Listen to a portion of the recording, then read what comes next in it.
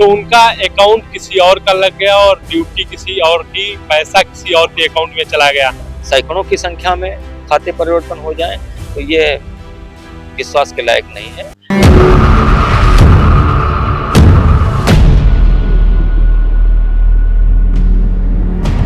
सीतापुर में बेसिक शिक्षा विभाग से जुड़ा एक बड़ा मामला सामने आया है। आपको बता दें कि पहले फेज में शुरू हुई जनगणना में बाहरी पैमाने पर फर्जीवाड़ा सामने आया है। आपको बता दें कि ड्यूटी किसी और ने की और पैसा किसी और के अकाउंट में चला गया। आपको बता दें कि बिस्वा बीआरसी से जुड़ा हुआ यह मामला है। करीब 500 से अधिक ऐसे शिक्षक हैं जिनकी एक सूची है और वह सूची वायरल हो रही है सोशल मीडिया पर। आपको बता दें कि जो पहले फेज की जनगणना हुई थी उसमें ड्यूटी लगाई गई हुई थी शिक्षकों की, लेकिन जब शिक्षकों का मानदेय आया उस ड्यूटी के एवज में तो उनका अकाउंट किसी और का लग गया और ड्यूटी किसी और की, पैसा किसी और के अकाउंट में चला गया। मामला हम पूरा आपको दिखाएंगे, फिलहाल ये पूरी स्टोरी भी आप देखिए। सीतापुर शिक्षा विभाग से जुड़ी बड़ी खबर सामने आई। जनगणना के पहले चरण में ड्यूटी करने वाले शिक्षकों के मानदेय को लेकर कथित गड़बड़ी का मामला सामने आया है। आरोप है कि ड्यूटी किसी शिक्षक ने की लेकिन भुगतान किसी दूसरे खाते में पहुंच गया। मामला बिस्वा तहसील से सामने आया है। शिक्षकों का आरोप है कि उन्होंने जनगणना की ड्यूटी अतिरिक्त मानदेय की उम्मीद में की, लेकिन भुगतान के समय उनके खाते में पैसा ही नहीं पहुंचा। वहीं कथित तौर पर ऐसे लोगों के खाते में भुगतान चला गया जिन्होंने ड्यूटी की ही नहीं थी। सूत्रों के मुताबिक ड्यूटी कटवाने के नाम पर बड़ी संख्या में शिक्षक इस गड़बड़ी के शिकार हुए। एक शिक्षक ने नाम न बताने की शर्त पर तहसील और बीआरसी स्तर पर मिलीभगत के गंभीर आरोप लगाए। हालांकि इन आरोपों की स्वतंत्र पुष्टि अभी नहीं हुई है। मामला तब सामने आया जब शिक्षकों ने अपने खातों में भुगतान नहीं आने की जानकारी की और सामने आया कि कुछ भुगतान दूसरे खातों में किए गए। इसको लेकर एक सूची भी वायरल हो रही है जिसमें दर्ज नामों ने पूरे मामले पर सवाल खड़े कर दिए। बीटीवी न्यूज ने जब बेसिक शिक्षा अधिकारी गोरखनाथ पटेल से इस मामले में सवाल किया तो उन्होंने कहा कि मामला तहसील स्तर से जुड़ा हुआ है और इस पर वो कुछ नहीं कहेंगे। अब सबसे बड़ा सवाल है कि आखिर भुगतान में गड़बड़ी कैसे हुई, जिम्मेदार कौन है और शिक्षकों का पैसा दूसरे खातों में कैसे पहुंचा।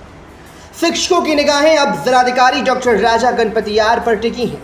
उम्मीद है कि पूरे मामले की निष्पक्ष जांच होगी और यदि लापरवाही या अनियमितता सामने आती है तो जिम्मेदार लोगों पर आवश्यक कार्रवाई भी की जाएगी।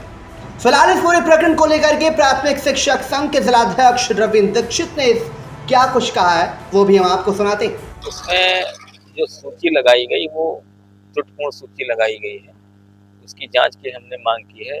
जिला बेसिक शिक्षा अधिकारी महोदय से कहा है कि इस प्रकरण को थोड़ा दिखवाएं और अगर ब्लॉक स्तर से ये गड़बड़ी हुई है तो जिस स्तर से गड़बड़ी की गई उसके खिलाफ कार्रवाई प्रस्तावित की जाए और अगर प्रशासनिक स्तर से जो सूची भेजी गई वहां से सूची बदली गई है तो जिलाधिकारी महोदय से इसकी निष्पक्ष जांच कराकर, क्योंकि ये हमारे शिक्षकों ने बड़े परिश्रम से जनगणना जैसा महत्वपूर्ण कार्य को अंजाम दिया है और उनको समय से मानदेय मिलना चाहिए और सरकार द्वारा मानदेय बजट की व्यवस्था भी की है। तो ऐसी स्थिति में अगर हमारे शिक्षकों को इसका मानदेय समय से नहीं मिल पा रहा है तो ये दुर्भाग्यपूर्ण है। इसकी जांच कराई जाएगी और अगर इस मामले में हमारा विभाग और जिला प्रशासन इसको संज्ञान में नहीं लेता है तो फिर आगे संघर्ष का मार्ग अपनाया जाएगा। लेकिन अपने जिन शिक्षकों ने इस महत्वपूर्ण कार्य में अपना सहयोग प्रदान किया है उनके मानदेय भुगतान की व्यवस्था सुनिश्चित कराई जाएगी। कई शिक्षक आरोप लगा रहे हैं कि जो ड्यूटी कटवाने को लेकर ऐसा सब हो गया कि अकाउंट चेंज हो गए, किसी के दूसरे खाते में पैसे चले गए। क्या ऐसा है ड्यूटी कटवाने? नहीं, ड्यूटी 2-4% कटी होंगी। ये विसंगति जहाँ पर 500 टीचर का मामला है वहाँ पर अगर 10-50 है तो मानवीय चूक हो सकती है, उसमें कोई बड़ी बात नहीं। लेकिन सैकड़ों की संख्या में खाते परिवर्तन हो जाए तो ये विश्वास के लायक नहीं है। जो बीआरसी स्तर पर वहाँ भी सूची है और जो इसके नोडल बनाए गए थे उनके पास भी सूची है। जो जनगणना जैसे महत्वपूर्ण कार्य को अंजाम दिया है वो प्रशासन के पास, हमारे विभाग के पास, सबके पास अपडेट सूची है। ये तो केवल अपना पल्ला झाड़ने वाली बात है कि इसमें ये विसंगति हो गई हो। 2-4 गलती हो सकती हैं, ये तो माना जा सकता है, लेकिन बल्क में गलती होना ये एक रणनीति के तहत